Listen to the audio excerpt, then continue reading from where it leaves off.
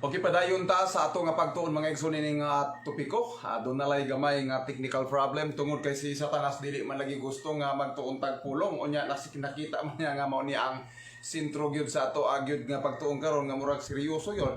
Muning medyo na interaction kanunay ang kaaway. Apan dili dili kita magpapildi tungod kay nahibalo kita nga atong Dios nga atong gialagaran mas powerful kay Satanas. Okay, sa ato nga pagtuon nagasisgot diri. There are precious blessings and a rich experience to begin if ministers will combine the presentation of the health question with all their labors in the churches. So ang pulong sa Ginoo dinhi nga dunay mahinungdanong panalangin o abundang eksperyensya nga makabot kung ang mga ministro maghimo kini dunay pag-combine sa presentation mahitungod sa mayong panlawas sa tanan nila nga mga buhat diha sulod sa iglesia. So mao gini siya ang tambag gid sa Ginoo no. Kinahanglan gid ni nga buluhaton gid unta nis mga pastor. Buluhaton gyud. Pero kining nakasulat ambot og ato pa baning nakita imbis na ay motudlo about sa kahayag self reform sa iglesia, i-charge naman nung kaaway, i-charge naman nung opsyon. Unya kadto Hinoong nagsupak-supak aning kahayaga mo naman Hinoy ingnon nga mao'y mga sincero nga mga magtotoo. Mo ni ang makasusubong wala masabti sa iglesia. Gani nagpadayon ang pulong sa Dios. The people must have the life on health reform. Ingon ang Dios ang mga katawhan sulod sa iglesia kinahanglan makabaton sa kahayag mahitungod sa pagreporma o pagreporma sa maayong panlawas. Nga usahon pagkabaton o kahayag sa iglesia nga dili man pud itudlo. Makasusubo kayo mga igsoon pero mo ni ang reality. Even maghisguta og health director na sa ato ang buhatan. Director na sa health pero ang gitudlo pakaunon tag unon. Makasusubo kayo. Even health director direct nga nagkontra, direct nga ni oppose sa light nga gihatag sa Dios. Mo ni nga unsa kahit dangatan, unsa kahit lintunganay sa Iglesia Adventista kung kita gipanguluhan sa mga pangulo nga mao ang numero 1 magsusupak sa pulong sa Dios. Unya ang majority nato kay wala man ta mag-usisa sa tong kaugalingon sa pagsuta kung matuod ba ang ato nga mga nakita, matuod ba ang ato nga mga gitun-an, matuod ba ang atong ginadungog, mao man ang makasusubo. So nag-ingon ang Ginoo, the people must have the life on health reform. Usa pagkabaton og kahayag sa katawhan kung mismo ang mga nanguna og nagdumala mao ang number 1 nga opposer sa life may tungod sa health reform. Mao bitaw ni mingon sila sa opsyon man nga doktrina gani gisirkular no. Gisirkular nga ayaw mo paminaw ng mga tao sa kasakas ng mga balay moadto sa mga iglesia nga nagtudlo og health reform kay kining doktrinaha baliko nga doktrina na naana sa circular nga na-serve. Now how come? Ginoo ay naghatag aning doktrinaha nga inyong ingnog baliko o ang nagsulti mo ibaliko.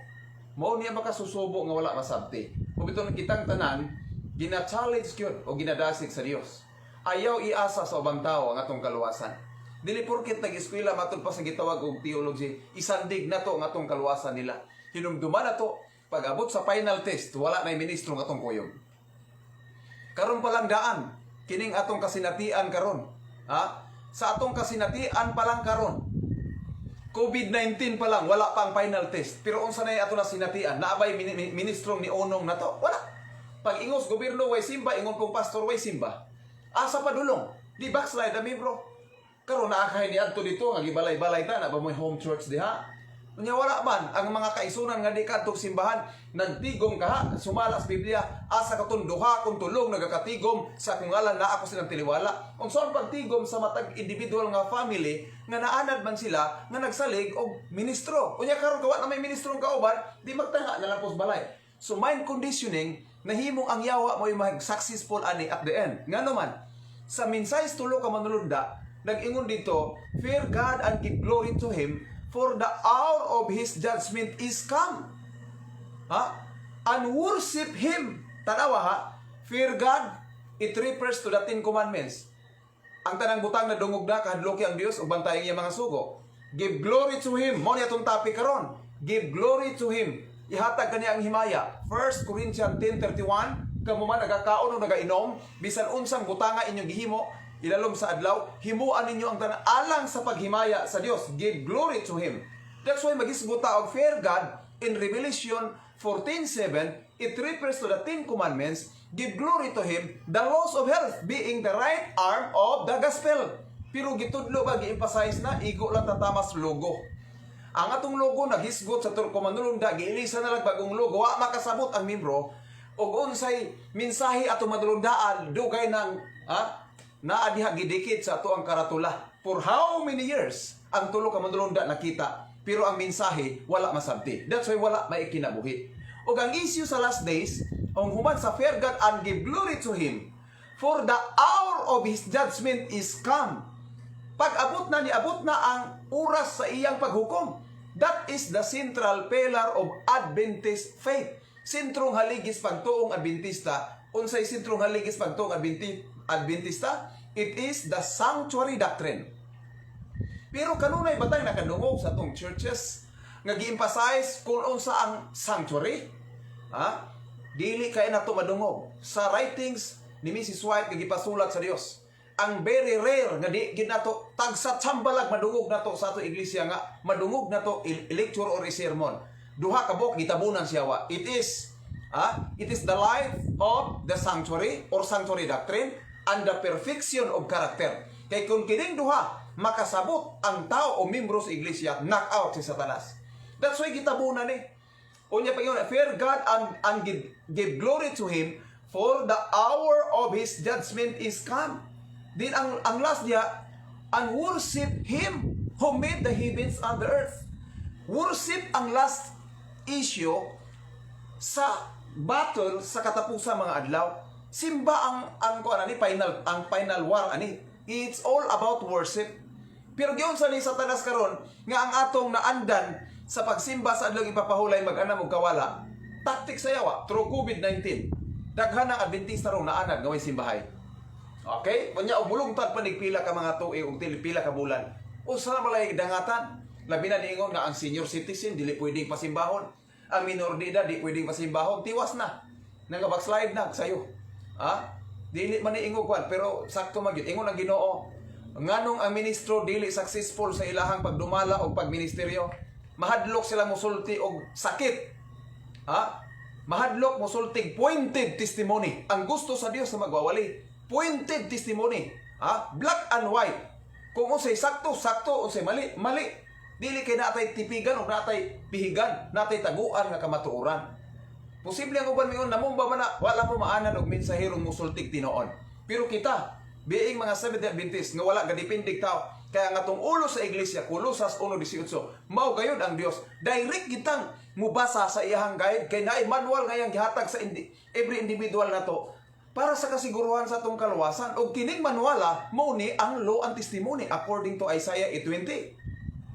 Dili kay magsulod-sulod tas mga tao kay dili naglisod kanay pug luwas nas ilang kaugalingon. Individual atong kaluwasan ni sandig na to suban naglisod pug luwas yang kaugalingon. That's why mahimo tang mapildi ni ana. Muna nga og mingon tag mututok ta kang Hesus kay siya ang atong hingpit nga sumbanan. Din unsaon nato pagkaila ni Hesus? Unsaon nato pagkakita niya through the written word. So diri ta magpahituon. Diri nato sabton kung unsay mabasa na itulo ka principle. Thus saith the Lord, it is written, how read is thou? Unsay gipamulong sa Dios, unsay nakasulat, unsay mabasa, and that's all. Mao na siya nga ato ang bisis sa ato nga pagtuon ug mao na ang bisis sa atong pag-apply. Unya sa atong pagtuunas pila ka mga gabi sa atong panag-uban. Gilig-on og emphasize gyud sa Dios nga ang health reform being the third right arm of the third angel, katong right arm sa gospel nga mao ang body, kinahanglan i-educate ang church og magikan ang education sa mga ministro. Apan ang reality makasusubo. Kaya ang ministro mismo karon nga mo itong gilauman nga magpasabot nato nining gitawag health reform. Kaya ang Dios may nagsugo, mao ang number 1 magsusupak nining maong kahayag. So perting paita. Ingon ang Dios, the people must have the life on health reform. This work has been neglected. Na Ginoo ni nagsulti. Kining buhata wala gyud ni napakabanaan. And many are ready to die because they need the life which they ought to have and must have before they will give up selfish indulgence. Daghan kayo nangamatay sakit ron. Nga naman, kaya wala tudlo about sa minsay sa health reform. Nga mabiyaan unta mga pagkaon, nga mo'y nag-cause, mo'y naghatag og contribution, nga makabaton tag sakit. Unya doon na hinoy magwali online, nga kadtong unod, pwede itong ipakaon sa mga Adventistang way sakit. Total wa may sakit, mo na nga ang masakiton, dili pa kanon og unod. Ingon rin sa mabasa, matud pa, ambot og asa dapit ng iyahang libro, nga ang dunay, ang walay sakit, mauray pwedeng mukaon. Mo na ni dako kayong di malas. Imbis kay wa tay sakit, pakaunon unta, ang tuyo, aron masakit. Kay ingon gun ang Ginoo through Mrs. White. Ang pagkaon tog unod, dito ang cause na biruan sa high blood, tuwa dito ang hinungdan sa cancer, tuwa dito ang mga cyst, kada mga bukol-bukol, ug daghan pang klase mga balatian ato makuha pinagis pagkaon sa unod. Nya karon mayon hino, wa kay sakit pwede ka mukaon. Murag ipasayo matag kamatay tingali ini kay suguon minon taog lapas sa loss of health. Direct ni nga pagsupak sa kahayag nga gihatag sa Dios gikan sa langit. Sumuni ang labihan kapait mga igsuon nga reality sulod sa atong iglesia. Gani ni apay lain tambag sa Dios. Very pointed ang atong topic this evening. That's why ang yawa ron nagaburido siya. Suko kay Satanas ron nga mao ni atong topiko. Nya atong gi-expose ang mga buhat sa kaaway kay duna siya daghang ahinti sulod sa iglesia. Dunay daghang ahinti si Satanas sulod sa iglesia. From the leaders down to the members, dunay daghang iyang ahinti dinha. Iyang gipapenetrate na aron gubon ang doktrina, gubon ang kahayag, tabunan ang kahayag aron kitang tanan mga pildig mga impierno ta. Di kita kaabot og kadaog gining lumbas dalaga atong giapilan. Nagpadayon sa page 293 paragraph 5 sa to become like Jesus. The presidents of our conferences, o gi-address na pud sa mga directors, kaganina tuwa sa mga pastors, karon tuwa na gyud sa leaders. The presidents of our conferences need to realize that it is high time they were placing themselves on the right side on this question. So kini na kuno ang dapat saktong panahon nga ang ilahang posisyon, mo posisyon sila sa gitawag right position kung ang hilisgutan health reform. Pero karon ang nag-circular nga iban ang nagtudlo about health reform, mga director mismo mo inamirma. Iban ang nagtudlog health reform kay baliko na nga doktrina. Mao nay makasusubo kayo nga kamatuoran nga hitabo sa atong iglesia. Mo nang iampuay ang ato iglesia mga igsuon nga unta dili madala sa litag sa yawa ang dagha mga membrong inosente dinha. Kay daghan ba kay inosente na in taon mo mahibalo. Mao ni ang pait kayo. The presidents of our conferences need to realize that it is a high time they were placing themselves on the right side of this question.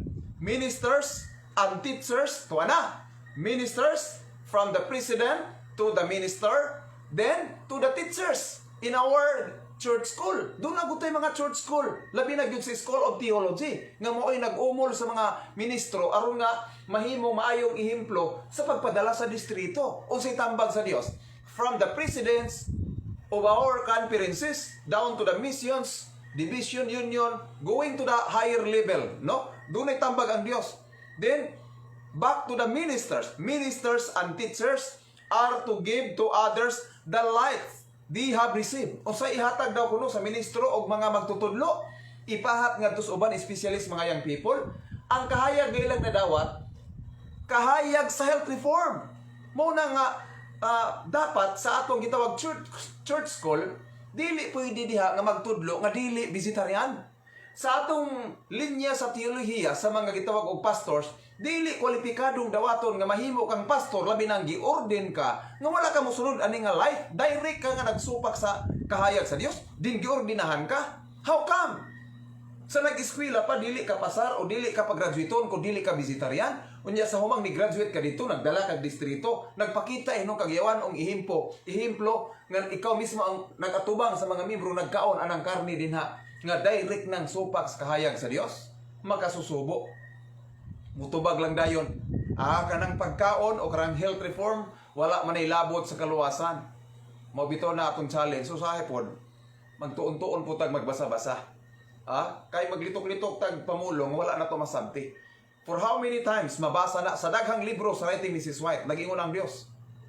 God gave the message of health reform for our salvation and the salvation of the world.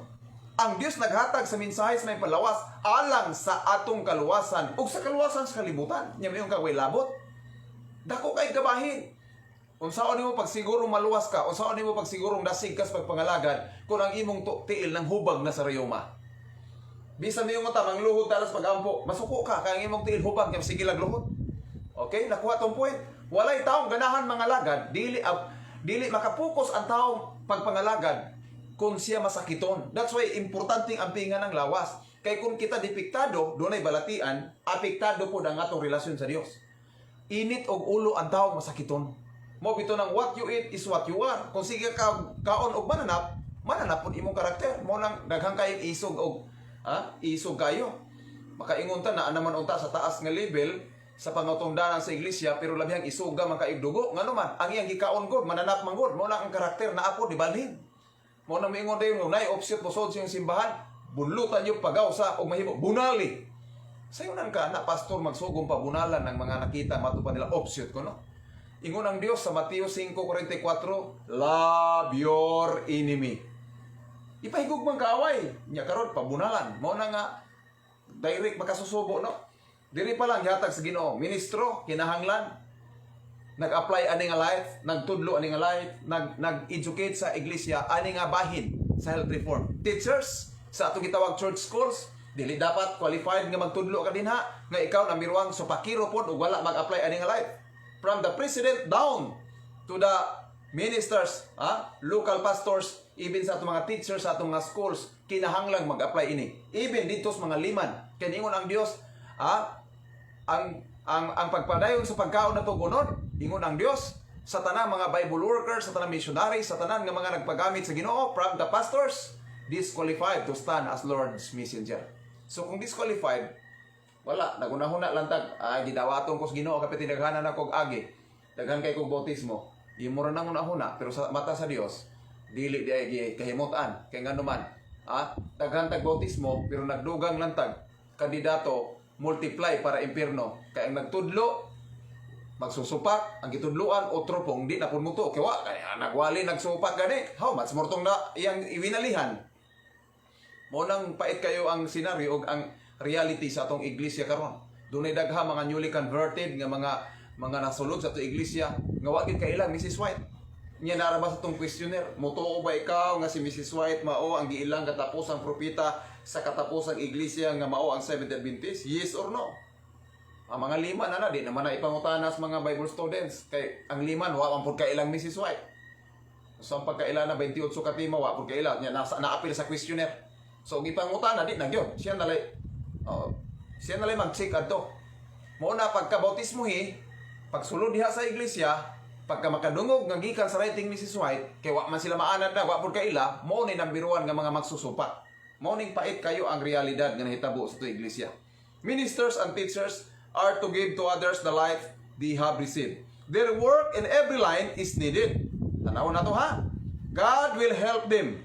He will strengthen His servants who stand firmly and will not be swayed from the truth, the righteousness in order to accommodate self-indulgence. Ingon ang Dios, kinahanglan kini nga buhat sa matag asa nga bahin sa buluhaton sa iglesia. Kung nato kining gihimo, ang Ginoo magatabang ka nato, magalig-on ka nato, ug ang iyang mga sulugoon, ang iyang mga katawhan magatindog nga malig-on, o kita dili gyud madala diha sa lipat-lipat sa kaaway. Og magapabilin kita dihas kamaturan og pagkamatarong. Og ato malikayan ang mga pagpatuyang sa kaugalingon. Mao kini siya ang tambag sa Dios. Then, doon na pay laing buluhaton sa iglesia, the work of educating in medical missionary lines. Mao bitaw nang tudluan pud nato, dili man pud. Og ato pong tan-awon ang luang testimony gi-discourage sa Ginoo ng drugs. Kay ang drugs, pain reliever lang na, dili na tinuod nga tambal. Mao bitaw hinungdan nga kun dunay sakit ang tao, tagaan kag maintenance. Kaya kung tambal pa, dili maintenance. Kaya kung mag-intake ka sa tambal yun, na-limit na siya. O niya, maulian ka. Pero magsilang kag take hanto kang matay, buti pa sabot, dili na siya tambal. Pain reliever lang na si mong gibati. Pero ang tinuod ana, doon ay lying side effect, nga ang imong kidney ana, gidaot na. Then once nga ang kidney mag-trouble, mukomplikate na sa whole body sa tao. Kay usas pinaka-importanteng organ nga ampingan sa tao kini nga atong kidney. Ug magtrouble ang kidney, dili na makasalag maayo na mag-complicate na siya, manghupong ang tao, mo nang di na magdugay tigok. Mo na hinungdan nga Ginoo gusto gyud nga matun-an natog maayo ang mga kahayag nga iyang gihatag sa matag iglesia. Di nag-ingon ang Dios, the work of educating in medical missionary lines is an advanced step of great importance in awakening men and women to their moral responsibilities. So kay mao man siya ang right arm, so mao unta ni dapat ang una, no? Nga ato nga for example do na tay mga outreach, dapat ang medical mo mag-una kay mao man siya ang right arm. Bug moadto kag balay, kamot man gyud ang manuktok, dili man ang lawas may murasmag. So kung moadto ka dito, ditso lang day kag ukab-ukab Biblia, dili po na ma-entertain tao nga naman. Even sa panahon ni Hesus, mas naghatag siya taas nga panahon sa healing than preaching. Kay kano, dili man ang tao ganahan maminaw si imong wali kung siya dunay pagibating lain sa lawas. Pero kung mahatag daan, mahupay daan ang iyang gibati din din dali na kayo nimo nang sultihan sa pulong. That's why importante kayo ang medical lines. Okay? Matupad din the ministers taking hold of their work, of this work in its various departments in accordance with the life which God has given. There would have been a most decided reformation in what? Number 1, eating. Number 2, drinking. Number 3, dressing. So, ingon ng Dios, dunay kinahanglan gyud nga pagreporma sulod sa iglesia nga manguna mao ang mga leader, mao ang director, mao ang presidente, mao ang pastor, mga teacher. Ang reforma hon unsa man? Ang pagkaon, ang pag-inom o ang atong pagsinina. Mao nang nag-ingon ang Dios. There would have been a most decided reformation. Pero baka dungo ganitag revival and reformation sa ato iglesyang itudlo. Isa na dayon ang musuod sa utok sa mga membro. Opsyot ni. Opsyot. Kaya na ay word nga reformation. O dili data ganahan. O napubyata ng word nga reformation. Word reform or reformation napubya na ang tao ana murag lain na siyang paminaw na nga pulong. Siguro ganahan mo og sudlo ng iglesia ang iwalay deformation. Gusto mo baka na atong gusto? Kay kung ang iglesia dili mo dawat sa mensaheng reformation, pagreforma. O dito luan og deformation, nya gusto mo nga naay moabot sa iglesia, ako dili ko reform. Ang akong iwalay ron deform.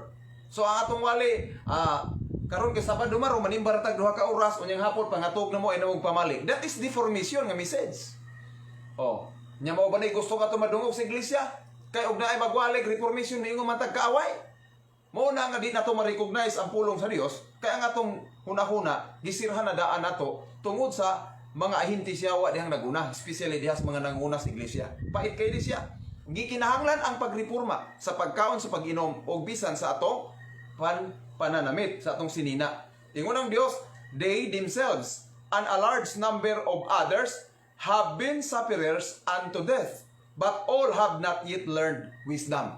So, sila mismo sa ilang mga kaugalingon o ang bagang duot nga numero sa iglesia, nahimo nga mag-aantos hangtod diha sa kamatayon. Nga numang mag-aantos man, kaya wala man tatudlo good sa health reform.